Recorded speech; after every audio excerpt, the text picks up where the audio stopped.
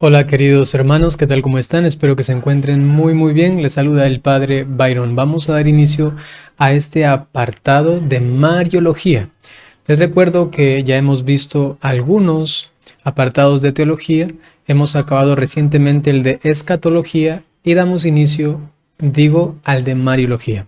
Les invito a comenzar esta aventura de un conocimiento quizá más profundo al respecto de la Santísima Virgen María. Evidentemente siempre ella dependiente de Dios, es decir, que todo lo que podemos decir de ella será relativo a Dios, porque toda la grandeza de ella proviene de la gracia divina. Comencemos con una breve oración. En el nombre del Padre, y del Hijo, y del Espíritu Santo. Hacemos un momentito de silencio y pedimos la venida del Espíritu Santo.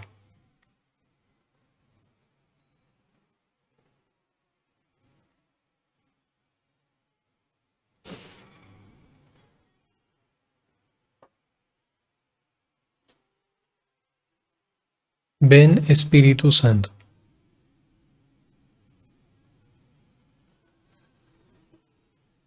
Ven Espíritu Santo. Ven Espíritu Santo. Dios te salve María, llena eres de gracia, el Señor es contigo. Bendita eres entre todas las mujeres, y bendito es el fruto de tu vientre Jesús. Santa María, Madre de Dios, ruega por nosotros pecadores, ahora y en la hora de nuestra muerte. Amén. En el nombre del Padre, y del Hijo, y del Espíritu Santo. Muy bien, comencemos con nuestra primera clase de Mariología. Comenzamos con la maternidad divina. A los cristianos del siglo V les resultaba familiar la palabra Theotokos, que significa Madre de Dios, término griego Theotokos. El patriarca de Constantinopla, Nestorio, en el año 428, afirmaba que Cristo era un sujeto humano, unido pero distinto al Verbo.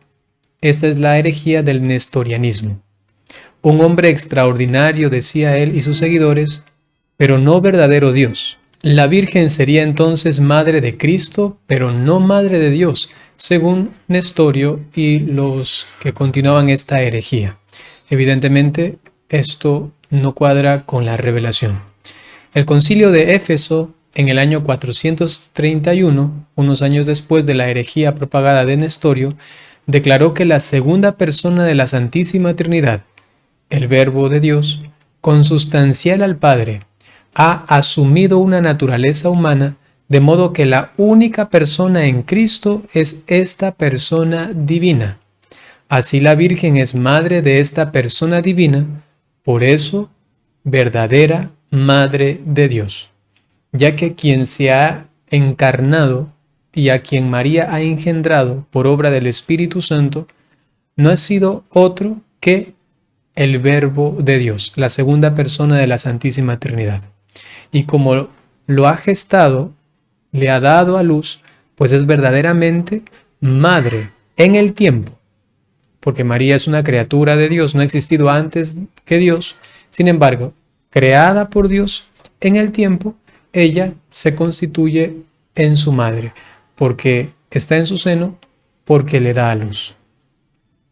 Y como da a luz a la persona, no da a luz la naturaleza solamente, no da a luz una parte, sino que da a toda la persona, al Hijo de Dios, como lo da a luz, y como el nombre de éste será Jesús, y Jesús es Dios, entonces María es madre de esta persona, que es Jesús, que es Dios. Así de sencillo, ¿no? Si no se entiende bien esto, se caen errores de acusaciones, como hacen los hermanos protestantes cuando dicen de los católicos que cómo va a ser madre de Dios si ella no existía antes que Dios. Es porque no entienden esta lógica al respecto de lo que se ha explicado, ¿no? La pregunta, ¿qué es se refiere a una naturaleza. Eso es un pino, eso es un hombre, etcétera, ¿no? Mientras que la pregunta ¿quién es? Se refiere a una persona. ¿Quién es esta? Esta es Mónica. ¿Quién es él? Él es Pedro. Hay una pregunta ¿qué es? Que se refiere a la cosa, a la naturaleza en este caso. ¿Quién es? Que se refiere en cambio a la persona. Yo no soy ante todo un qué. Por ejemplo, tú no preguntas a alguien, ¿tú qué eres? Para saber realmente quién es la persona. Tú no preguntas qué eres. Soy un quién. Si quieres realmente saber quién soy, pregúntame quién eres. Yo soy alguien. Yo no soy algo. Tú no me puedes preguntar, ¿tú eres naturaleza humana? Si me preguntas esto, la pregunta es realmente rara, extraña y se está refiriendo a algo que tengo, no a algo que realmente soy en mí. Por ejemplo, yo tengo una naturaleza humana. Yo no soy la naturaleza humana. Yo no puedo decir, yo soy naturaleza humana, no. Yo soy Byron, un sacerdote, que tengo naturaleza humana. Pero para descubrir realmente quién soy yo, entonces la pregunta es no tanto qué tengo, sino quién soy. Tengo una naturaleza, soy una persona. En definitiva, con esto tenemos que decir que María dio a luz no una naturaleza. Es decir, María no es que solamente dio a luz a la naturaleza humana de Cristo, sino que dio a luz a una persona. Dio a luz a Jesucristo. Y éste tenía dos naturalezas. Tiene una humana y una divina. Entonces las madres dan a luz hijos, personas. No dan a luz solamente la naturaleza de esta persona o de este hijo, ¿no? Por ello tenemos que decir con todo derecho que María ha dado a luz a una persona y esa persona es Dios. Esa persona es también verdaderamente hombre. Es Jesucristo nuestro Señor, que tiene dos naturalezas. Dios puede crear una naturaleza humana de tal modo que el sujeto de esa naturaleza sea un yo divino. Es lo que ha hecho con Jesucristo. Ha creado una naturaleza humana en la persona del Hijo. El Hijo es uno solo. Es la segunda persona de la Trinidad con naturaleza humana creada por Dios. ¿En qué momento? Cuando se encarna en María. Aun cuando Él ya siempre ha sido Dios desde toda la eternidad. ¿Se entiende? Entonces el Verbo Divino asume una naturaleza humana, naturaleza que fue creada por Dios mismo. Jesús, engendrado por obra del Espíritu Santo, es verdadero hombre, porque tiene una naturaleza real y perfectamente humana. Y es verdadero Dios, porque la persona que sustenta esa naturaleza no es otra que la del Verbo Divino. Solamente la segunda persona de la Santísima Trinidad tiene dos naturalezas, la humana y la divina. La divina por esencia, esta persona siempre ha sido divina, y la humana por asunción, es decir, por asumir la naturaleza que ha sido creada por Dios mismo para que desde entonces sea siempre verdaderamente Dios y verdaderamente hombre. ¿Desde qué momento en el tiempo? Pues desde la encarnación. Y María entonces ha concebido a la persona divina. Justa y verdaderamente se llama María Madre de Dios por haber engendrado una persona divina. María da a Jesús, es decir, a Dios Hijo, todo lo que una madre da a su hijo. Lo que naturalmente, humanamente se le da a un hijo, así también María dio a su Hijo Jesucristo. Ella es, en sentido propio, Madre de Dios Hijo. El Concilio de Éfeso en el año 431 define, frente a los errores de Nestorio: la Santa Virgen es Madre de Dios, pues dio a luz carnalmente al Verbo de Dios hecho carne. El Concilio de Calcedonia en el año 451, 20 años más tarde del de Éfeso, añade que no puede llamarse a la Virgen María Madre de Dios en sentido figurado. Hay que afirmarlo en sentido propio. No es una poesía, no es un lenguaje bonito. Es un título que corresponde a la realidad del hecho. Ella ha concebido y ha dado a luz al Hijo de Dios. En el Antiguo Testamento hay alusiones al misterio de la maternidad divina de María. Preanuncios de María son, por ejemplo, Eva, madre de los vivientes. Ahora María es la madre de todos los creyentes. Sara, esposa de Abraham, madre del Hijo de la promesa. María, madre en quien se cumple todas las promesas. Judith, aquella mujer con valentía que fue capaz de cortar la cabeza al opresor. María, que cortará la cabeza o dañará, pisará la cabeza al dragón. Débora, aquella jueza del tiempo de los jueces, la única mujer que hizo la reconciliación y la paz en un pueblo. María también como reina de la paz.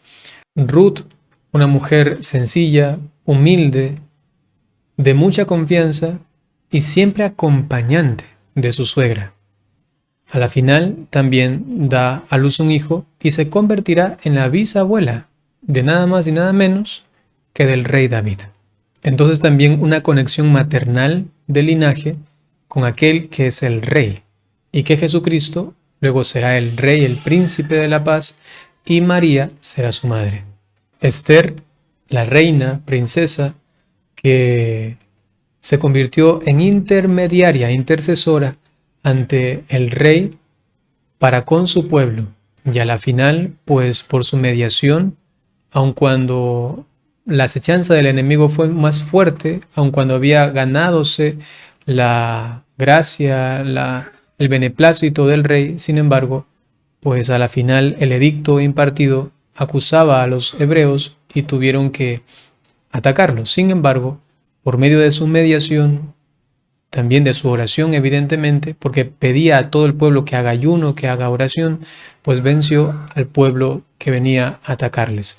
Y se constituyó desde ese momento en una señal de mediación, que hasta ahora los judíos celebran y recuerdan este acontecimiento de victoria a través de una mujer. Aparece también la figura de la reina madre. Atención, esto que he mencionado, todo eso es bíblico, ¿no? Uno puede ir al libro de Génesis de Sara, ¿no? De Judith, el libro de Judith, Débora, el libro de los jueces, Ruth, el libro de Ruth, Esther, el libro de Esther, y al respecto de Eva, pues el Génesis, ¿no? Aparece también la figura de la reina madre, Betsabé, madre de Salomón.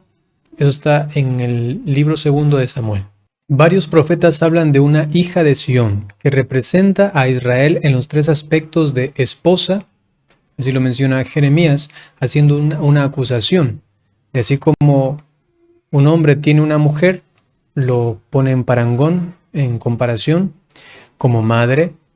El profeta Oseas también habla al respecto de Israel, que tiene que procurar el cuidado de sus hijos porque están pecando, y entonces le llama madre a Israel, a la hija de Sión, y también virgen. El mismo profeta Jeremías lo menciona en el capítulo 31, versículos del 1 al 4. Y allí habla de esta virgen que ha rescatado el Señor, que la ha redimido prácticamente, la ha restaurado para que sea pues pura delante de Él. Que se realizarán plenamente en el misterio de María, esposa, madre y virgen. Allí tienen las citas bíblicas, pueden confrontarlo. En el Nuevo Testamento, la maternidad divina de María se afirma implícitamente siempre que se habla de ella como madre de Jesús, el cual declaró sin lugar a dudas que es Dios. Así lo entendieron sus enemigos, que en ello vieron blasfemia. Jesucristo, pues, era el que perdonaba los pecados. Jesucristo se hacía llamar Hijo de Dios, y entonces los demás se escandalizaban porque eso solamente es respectivo a Dios. Marcos llama a Jesús Hijo de María en el capítulo 6, versículo 3, e Hijo de Dios en el capítulo 3, versículo 11. Si Jesús es Hijo de María y también es Hijo de Dios, entonces María es la madre del Hijo de Dios, que es Dios.